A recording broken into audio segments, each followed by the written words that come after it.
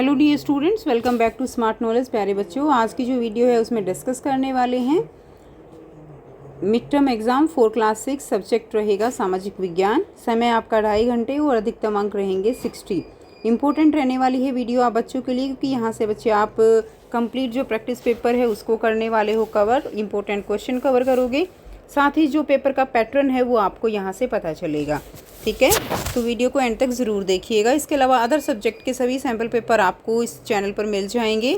Playlist का link मिलेगा आपको वीडियो के एंड में या डिस्क्रिप्शन बॉक्स में। वहाँ से आप हर सब्जेक्ट के हर एक मीडियम में जो है, हिंदी में देखना चाहो, इंग्लिश में देखना चाहो, इस तरह से आप सारे पेपर देख सकते हो। सबसे पहले देखिए, सामान्य निर्देश दिया गया है। इसमें क्या रहेगा, 1 से जो है 15 तक बहुविकल्पीय प्रश्न रहेंगे और प्रत्येक प्रश्न आपका 1 अंक का रहेगा। खंड ख में 2 से 5 तक अति लघु उत्तरीय प्रकार के प्रश्न होंगे और प्रत्येक प्रश्न 2 अंक का रहेगा। खंड ग में 6 एवं 7 लघु उत्तरीय प्रकार के प्रश्न हैं, जिनमें प्रत्येक 3 अंक का है। और खंड घ प्रश्न संख्या 8 और 9 दीर्घ उत्तरीय प्रकार के प्रश्न हैं, जिनमें से प्रत्येक अंक जो है वो 5 अंक का होगा। ठीक है, और 10 से 13 केस आधारित प्रश्न हैं, जिनमें प्रत्येक अंक 4 अंक का है। खंड च में एक मानचित्र आधारित प्रश्न रहेगा जो 5 अंक का रहेगा। तो ये कंप्लीट पेपर का पैटर्न है। तो खंड क देखिए, बहुविकल्पीय प्रश्न दिए गए हैं 1 से 15 तक। सही मिलान की आपको पहचान करनी है। तो विश्व का सबसे बड़ा महासागर प्रशांत महासागर है, तो ये हमारा सही आंसर हो जाएगा। नेक्स्ट देखिए, नीचे 2 कथन दिए गए हैं और उनके रूप दिए गए हैं। कथन 1 और कथन 2 के रूप में हैं, ये दोनों को पढ़ना है और सही विकल्प का चयन करना है बच्चों। कथन 1 है, विश्व महासागर दिवस प्रतिवर्ष 2 जून को मनाया जाता है। तो ये गलत है, 2 जून को नहीं 8 जून को मनाया जाता है। महासागर मानव जीवन के लिए बहुत उपयोगी हैं, ये बिल्कुल ठीक है। तो कथन 1 हमारा गलत है और कथन 2 हमारा सही है, तो आंसर हमारा डी हो जाएगा। नेक्स्ट देखिए, गलत मिलान की पहचान करनी है। तो मानचित्र का प्रकार जो है, राजनीतिक, भौतिक, थीमेटिक, 3 तरह के मानचित्र होते हैं, लेकिन ग्लोब जो है वो एक मानचित्र नहीं है, ये एक 3D स्ट्रक्चर होता है। उचित विकल्प की सहायता से रिक्त स्थान की पूर्ति करनी है। रूस में डैश समय क्षेत्र हैं, तो रूस में कितने समय क्षेत्र हैं, 11 जो है रूस में समय क्षेत्र हैं। भारत निम्नलिखित में से किस महाद्वीप का हिस्सा है, तो भारत जो है वो एशिया महाद्वीप का हिस्सा है। नेक्स्ट है, भारत ने दक्षिण गंगोत्री नामक पहला वैज्ञानिक बेस स्टेशन कहाँ पर स्थापित किया था। तो दक्षिण गंगोत्री नामक पहला वैज्ञानिक बेस स्टेशन जो है वो अंटार्कटिका में किया था। भारतीय नौसेना के प्रतीक चिन्ह में किस देवता की स्तुति की गई है, तो भारतीय नौसेना के प्रतीक चिन्ह में वरुण की जो है स्तुति की गई है। अगला क्वेश्चन देखिए, 8th क्वेश्चन है, उचित विकल्प की सहायता से रिक्त स्थान की पूर्ति करनी है। डैश वर्षों का कालखंड शताब्दी कहलाता है, तो 100 वर्षों का कालखंड जो है वो क्या कहलाता है, शताब्दी कहलाता है। नेक्स्ट है, निम्न में से किस घटना का पता लगाने पर पंचांग का प्रयोग नहीं होता है। तो जो है भूकंप का पता लगाने के लिए पंचांग का प्रयोग नहीं किया जाता है। जुआन जंग किस देश से भारत आया था, तो जुआन जंग जो है वो चीन से भारत आया था। हलमा प्रथा का उद्देश्य क्या था, तो हलमा प्रथा का उद्देश्य बांधों को बनाना था। नेक्स्ट देखिए, क्वेश्चन नंबर 12 है, नीचे 2 कथन कथन 1 और कथन 2 के रूप में दिए गए हैं, दोनों को पढ़ना है और सही विकल्प का चयन करना है। आर्थिक गतिविधियां महत्वपूर्ण हैं और जो है गैर आर्थिक गतिविधियों से हमें धन प्राप्त होता है, तो इसमें हमें धन प्राप्त नहीं होता। आर्थिक गतिविधियां महत्वपूर्ण हैं, ये ठीक है, लेकिन गैर आर्थिक गतिविधियों से हमें धन प्राप्त होता है, ये गलत है। तो सी हमारा आंसर हो जाएगा। रमेश चाहता है कि साइबर कानून को अधिक सख्त बनाया जाए, इसके लिए उसे सरकार के किस अंग के पास जाना चाहिए। तो कानून जो है कौन सा अंग बनाता है सरकार का, तो विधायिका जो है वो कानून बनाता है, तो ये हमारा राइट आंसर रहेगा। निम्न में से कौन भारत की तीनों सेना का प्रमुख होता है, तो राष्ट्रपति जो है वो तीनों सेना का प्रमुख होता है। असंगत की पहचान करनी है, माता पिता, चाचा चाची, दादा दादी, तो समुदाय आ जाएगा। ठीक है, ये सारे एक जैसे हैं लेकिन समुदाय ये अलग हो जाएगा। खंड ख में दिया गया है बच्चों, अति लघु उत्तरीय प्रकार के प्रश्न रहेंगे। मानचित्र के महत्व का वर्णन आपको करना है, अथवा मानचित्र में दर्शाए गए प्रतीक चिन्हों के महत्व का वर्णन आपको करना है। आंसर रहेगा, मानचित्र के महत्व का वर्णन कीजिए। तो मानचित्र जो है वो पृथ्वी के किसी भी भाग का समतल रूप में चित्रण करते हैं। ठीक है, मानचित्र जो है किस तरह से करते हैं, समतल भाग का समतल रूप में चित्रण करते हैं मानचित्र। इनके माध्यम से हम भौगोलिक विशेषताएं, सीमाएं, पर्वत, नदियां और नगर जो है वो क्या कर सकते हैं, वो आसानी से देख सकते हैं। ठीक है, उसके बाद नेक्स्ट देखिए, नेक्स्ट दिया गया है, अथवा में मानचित्र में दर्शाए गए प्रतीक चिन्हों के महत्व का वर्णन करना है। तो प्रतीक चिन्ह क्या होते हैं? प्रतीक चिन्हों से मानचित्र को क्या बनाया जा सकता है? छोटा और सरल बनाया जा सकता है। दूसरा, इनके द्वारा जो है सड़क, नदियाँ, रेलवे लाइन, भवन आदि को आसानी से पहचाना जा सकता है, इसलिए प्रतीक चिन्हों का प्रयोग किया जाता है। नेक्स्ट देखिए, क्वेश्चन नंबर 3 है, महासागरों की कोई 2 महत्व आपको बताने हैं। तो महासागर वो हमारे लिए बहुत ज़्यादा ज़रूरी है। एक तो महासागर जो पृथ्वी के तापमान को क्या करते हैं? नियंत्रित कर जलवायु को क्या करते हैं? संतुलित रखते हैं। दूसरा, ये हमें खनिज, जल परिवहन के साधन उपलब्ध कराते हैं। अगला प्रश्न है प्रश्न 4, ये भी 2 नंबर का प्रश्न रहेगा। आदि मानव को किन चुनौतियों का सामना करना पड़ा? अथवा में दिया गया है पुरातत्व विज्ञानी का क्या कार्य है? तो देखिए, आदि मानव को किन चुनौतियों का सामना करना पड़ा? तो भोजन एवं जल की खोज में कठिनाई आदि मानव को उठानी पड़ी थी। ठीक है, एक जगह से दूसरी जगह पर भोजन और जल के लिए घूमना पड़ता था। जंगली जानवर और कठोर जलवायु से स्वयं को सुरक्षित रखना भी आदि मानव के लिए बच्चे चुनौती का एक कारण था। पुरातत्व विज्ञानी का क्या कार्य होता है? तो पुरातत्व विज्ञानी क्या करते हैं? प्राचीन वस्तुएं, उपकरण, अवशेष, इन सब का अध्ययन करते हैं। इनके द्वारा हमें प्राचीन मानव की जीवन शैली, संस्कृति और इतिहास की क्या मिलती है? जानकारी मिलती है। खोज करते हैं कि पुराने समय में मानव जो है वो कैसे रहता था। अगला प्रश्न है प्रश्न 5 है, समुदाय के कोई 2 कार्य आपको लिखने हैं। तो समुदाय से हमें शिक्षा, स्वास्थ्य और आवश्यक सुविधाएं जो है उपलब्ध कराना है, और सामाजिक एकता और सहयोग की भावना को बढ़ाना वो समुदाय के कार्य हैं। नेक्स्ट देखिए, क्वेश्चन नंबर 5 तक हो गए हैं। खंड ग करेंगे लघुत्तरीय प्रकार के प्रश्न, जिसमें आपके 3 नंबर के प्रश्न रहेंगे। 6th क्वेश्चन है, लोकतंत्र के महत्व का विश्लेषण करना है, अथवा डॉक्टर APJ अब्दुल कलाम का जीवन परिचय आपको देना है। तो क्वेश्चन नंबर 6 है, लोकतंत्र के महत्व का विश्लेषण कीजिए। तो लोकतंत्र में जनता अपने प्रतिनिधि चुनकर शासन करती है। इसमें समानता, स्वतंत्रता और न्याय की क्या होती है? न्याय की गारंटी होती है लोकतंत्र में। ठीक है, सभी को समानता, स्वतंत्रता, न्याय के अवसर मिलते हैं, और लोकतंत्र जो है वो लोगों के लिए शासन होता है। यह नागरिक को अपनी राय प्रकट करने और निर्णय प्रक्रिया में भाग लेने का अवसर देता है। अथवा में दिया गया है, डॉक्टर APJ अब्दुल कलाम का जीवन परिचय दीजिए। तो डॉक्टर APJ अब्दुल कलाम का जन्म जो है 1931 में तमिलनाडु के रामेश्वरम में हुआ था। वे मिसाइल मैन ऑफ इंडिया कहलाए क्योंकि उन्होंने भारत के अंतरिक्ष और क्षेपणास्त्र कार्यक्रम में योगदान दिया। ठीक है, तो आप यहाँ से भी लिख सकते हैं, उन्होंने भारत के अंतरिक्ष कार्यक्रम में बहुत सारा योगदान जो है उनका था। वे 2002 से 2007 तक भारत के 11वें राष्ट्रपति रहे। उन्होंने छात्रों को विज्ञान एवं शिक्षा के माध्यम से प्रगति का क्या दिया? संदेश दिया। तो ये हो जाएगा डॉक्टर APJ अब्दुल कलाम के बारे में। अगला प्रश्न है क्वेश्चन नंबर 7, आर्थिक गतिविधियाँ क्यों ज़रूरी हैं, अथवा सामुदायिक सहभागिता का महत्व का वर्णन कीजिए। तो देखिए, आर्थिक गतिविधियाँ क्यों ज़रूरी हैं? आर्थिक गतिविधियों से लोगों को रोज़गार मिलता है, आय प्रदान होती है।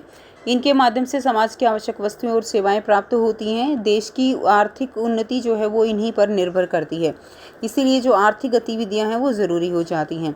अथवा में दिया गया है, सामुदायिक सहभागिता के महत्व का वर्णन कीजिए। तो सामुदायिक सहभागिता यानी समुदाय का जो है क्या भागीदारी होती है। तो इसमें स्थानीय समस्या का समाधान आसानी से किया जा सकता है। यह लोगों में सहयोग और एकता की भावना को बढ़ाती है। समाज में शिक्षा, स्वच्छता और विकास के कार्य जो है वो सामुदायिक सहभागिता से किए जा सकते हैं। यानी समुदाय में जो लोग रहते हैं, एक कम्युनिटी है, उसमें जो भी समस्या होती है उसको मिलजुल कर सुलझा लेते हैं। तो इसमें जो लोग हैं उनको परेशानी नहीं होती है। यही सामुदायिक सहभागिता का महत्व होता है। नेक्स्ट देखिए, खंड घ दिया गया है दीर्घ उत्तरीय प्रश्न, जिसमें आपको 5 नंबर के क्वेश्चन दिए गए हैं। एक क्वेश्चन आपको करना ही करना है और एक में 2 में जो है आपको चॉइस दी गई है। क्लियर। तो क्वेश्चन नंबर 8 है, प्रारंभ में ईरान, यूनान और चीन ने भारत भूमि के लिए किन शब्दों का प्रयोग किया एवं क्यों।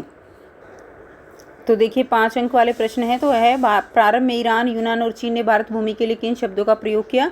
तो ईरान ने जो है भारत को हिंदुस्तान कहा क्योंकि यह सिंधु नदी के क्षेत्र में बसा था। यूनान ने भारत को इंदोई कहा जिसका अर्थ है सिंधु के पार रहने वाले लोग। ठीक है।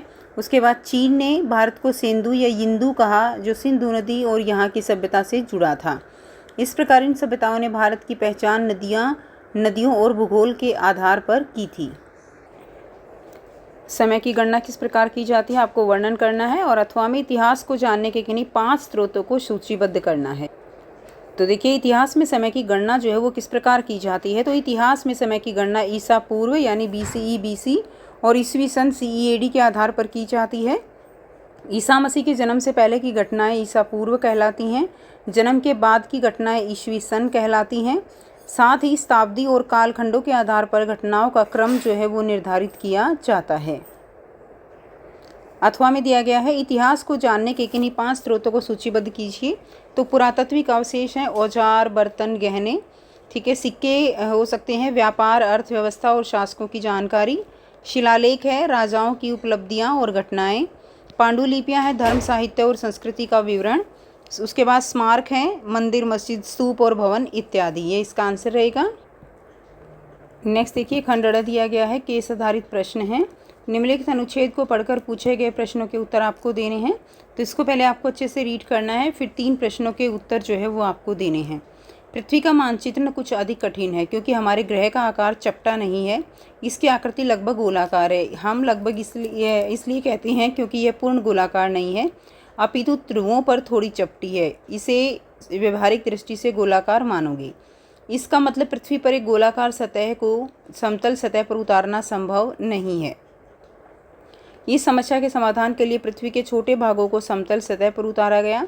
इससे केवल सीमित क्षेत्र का मानचित्र बन पाया। यानी मानचित्र जो है वो कैसा बनता है, समतल जो है बनता है, ठीक है, और इससे केवल सीमित क्षेत्र का मानचित्र ही बन पाया, सभी भागों का नहीं बन पाया। जबकि पृथ्वी के पूरे भाग को उतारना कठिन हो गया।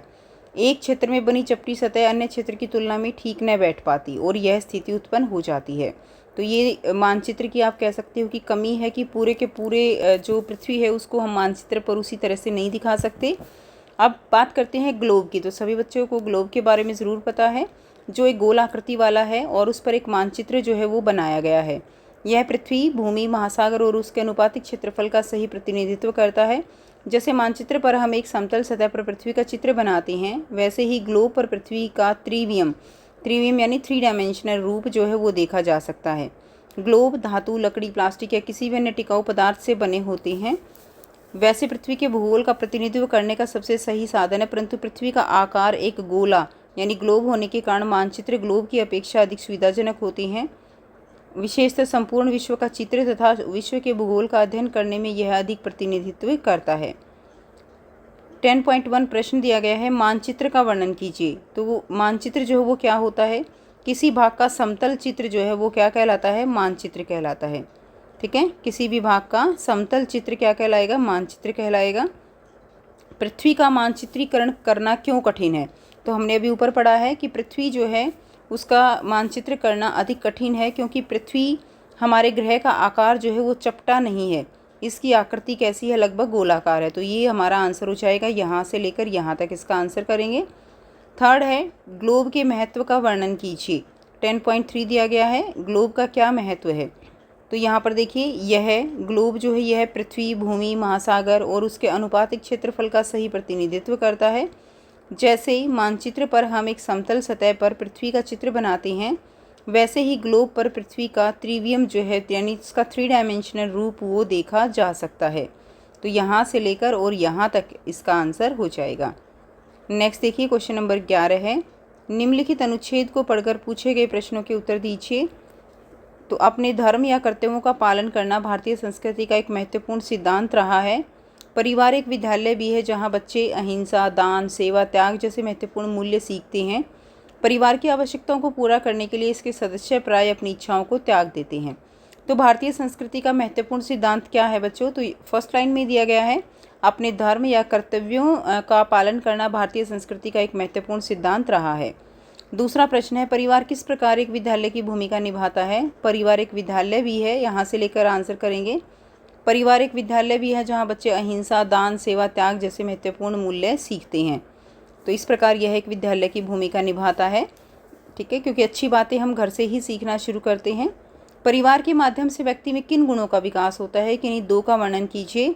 तो देखिए, परिवार के माध्यम से हम दान, सेवा, अहिंसा, त्याग ये सब सीखते हैं। तो आप इनका वर्णन कर सकते हो। ठीक है, दान सीख सकते हैं हम, एक दूसरे की सेवा करना, एक दूसरे की सहायता करना, वो परिवार से ही सीखते हैं। ठीक है, अहिंसा यानी किसी को किसी तरह का नुकसान ना पहुंचाना, वो भी हम कहाँ से सीखते हैं, वो भी हम अपने परिवार से ही सीखते हैं। नेक्स्ट देखिए, क्वेश्चन नंबर 12 दिया गया है, निम्नलिखित अनुच्छेद को पढ़कर पूछे गए प्रश्नों के उत्तर देने हैं। तो ये आपके 4 क्वेश्चन हैं, केस बेस्ड क्वेश्चन। आपने देखा होगा कि हमने इससे पहले भी बात की कि विश्व के अधिकतर देशों ने शासन प्रतिनिधियों जो ग्रीक भाषा के डेमोक्रेसी प्रणाली के रूप में लोकतंत्र को अपनाया है। इसका अंग्रेजी शब्द से बना है शासन प्रणाली या तंत्र या शक्ति, अर्थात क्रोटोस और लोग, अर्थात डेमोस दो शब्दों से। अतः डेमोक्रेसी का शाब्दिक अर्थ क्या हुआ? लोगों का शासन या गणतंत्र। ठीक है, तो डेमोक्रेसी क्या होती है? लोगों के द्वारा और चुनी गई सरकार लोगों के लिए। ठीक है, तो डेमोक्रेसी किस भाषा के शब्द से बना है? तो यहाँ पे हमने देखा जो ग्रीक भाषा के शब्द से बना है डेमोक्रेसी, तो ग्रीक आ जाएगा। लोकतंत्र का क्या अर्थ है? तो लोकतंत्र क्या होता है? लोगों का शासन। लोकतंत्र यही आंसर हो जाएगा, यहाँ से लेकर और यहाँ तक, लोगों का शासन। अपने दैनिक जीवन के उदाहरण के माध्यम से लोकतंत्र के महत्व की व्याख्या कीजिए। तो लोकतंत्र का क्या महत्व रहेगा वो आपको बताना है, तो यहाँ से कर लेंगे। लोकतंत्र जो होता है बच्चों, उसमें सभी को बराबरी और स्वतंत्रता मिलती है। ठीक है, जैसे उदाहरण अगर हम देंगे तो आप उदाहरण दे सकते हो कि स्कूल में छात्र जो है अपने मॉनिटर का चुनाव करते हैं, इसी प्रकार नागरिक अपने प्रतिनिधित्व हैं उनका चुनाव करते हैं। क्लियर? नेक्स्ट देखिए, अगला प्रश्न है निम्नलिखित अनुच्छेद को पढ़कर पूछे गए प्रश्नों के उत्तर देने हैं। आर्थिक गतिविधियां वे हैं जिनमें अर्थ, धन, मुद्रा सम्मिलित होते हैं, अर्थात जिन्हें अर्थोपार्जन के लिए किया जाता है। सम्मिलित पक्षों के लिए वस्तु के नगद मूल्य से संबंध होती है। उदाहरण के लिए व्यापारी जो बाजार में वस्त्र बेचते हैं, किसान अपनी उपज बाजार में बेचते हैं, वकील अभियोजन का शुल्क लेते हैं, ट्रक चालक वस्तुओं को एक स्थान से दूसरे स्थान पर ले जाते हैं, श्रमिक कार बनाने वाले कारखानों में काम करते हैं इत्यादि, यानी जिनसे पैसा आता है तो वो कहलाती हैं आर्थिक गतिविधियाँ। बाजार शब्द की व्याख्या कीजिए। अब बाजार क्या होता है? बाजार होता है जहाँ पे हम चीज़ों को बेचते हैं, खरीदते हैं, वो सब क्या है? वो बाजार होता है। तो बाजार की व्याख्या करनी है तो बाजार क्या है? बाजार वह स्थान है जहाँ वस्तुओं की और सेवाओं की खरीद बिक्री होती है, खरीदी जाती हैं, बेची जाती हैं। अगला है शुल्क शब्द की व्याख्या कीजिए। शुल्क क्या होता है? शुल्क वो पैसा है, वो भुगतान है जो काम करने के बदले जो है इधर उधर किया जाता है, लिया जाता है, दिया जाता है। शुल्क वह भुगतान है जो सेवा या काम करने पर लिया जाता है। आर्थिक गतिविधियों के महत्व का वर्णन करना है आपको, तीसरा प्रश्न जो दिया हुआ है। आर्थिक गतिविधियाँ रोजगार और आय प्रदान करती हैं, ये वस्तुओं और सेवाओं का उत्पादन करती हैं। ठीक है, इनसे देश की जो है क्या होती है? इनसे देश की आर्थिक प्रगति होती है। क्लियर? तो ये जो इसका आंसर रहेगा। नेक्स्ट देखिए, अगला क्वेश्चन दिया गया है, खंड च दिया गया है, मानचित्र कौशल आधारित प्रश्न दिए गए हैं। भारत में राजनीतिक मानचित्र में निम्नलिखित में से किन्हीं 5 को उपयुक्त चिन्हों की सहायता से दर्शाना है। तो इसमें आपको बताना है मत्स्य। मत्स्य जो है ये आज के टाइम पे अगर हम बात करें तो राजस्थान है, तो इस तरह से आपको देखना है। तो ये देखिए मत्स्य, यहाँ से आंसर कर लेंगे तो जो राजस्थान है वो क्या था? मत्स्य आ जाएगा। नंबर 2 किष्किंधा, किष्किंधा यानी कर्नाटक आ जाएगा। नंबर 3 है चोल यानी तमिलनाडु आ जाएगा। उसके बाद नंबर 4 है प्रागज्योतिष, नंबर 5 अवंती और 6 केरल। तो आसाम जो है वो क्या हो जाएगा? प्रागज्योतिष हो जाएगा। उसके बाद मध्य प्रदेश जो है वो अवंती हो जाएगा। ठीक है, अवंती हो जाएगा। और नेक्स्ट नंबर 6 पे रहेगा केरल। तो यहाँ से आप जो मैप है वो कंप्लीट कर सकते हो। आपको याद रखना पड़ेगा, किष्किंधा कर्नाटक होगा, मत्स्य जो है वो राजस्थान है। ठीक है, और जो आसाम है वो प्रागशिका हो जाएगा, चोल तमिलनाडु हो जाएगा, अवंती मध्य प्रदेश हो जाएगा। तो ये था कंप्लीट पेपर। आई होप सभी बच्चों को सारे क्वेश्चंस क्लियर हैं और अच्छे से आप समझ गए होंगे कि केस स्टडी भी कैसे करनी है। फिर भी कोई डाउट हो बच्चे तो आप पूछ सकते हो। वीडियो अच्छी लगी तो वीडियो को ज़रूर से लाइक कीजिएगा, शेयर कीजिएगा, चैनल को कीजिएगा सब्सक्राइब। मिलते हैं आपसे नेक्स्ट वीडियो में। Take care, bye bye and best of luck for your exam.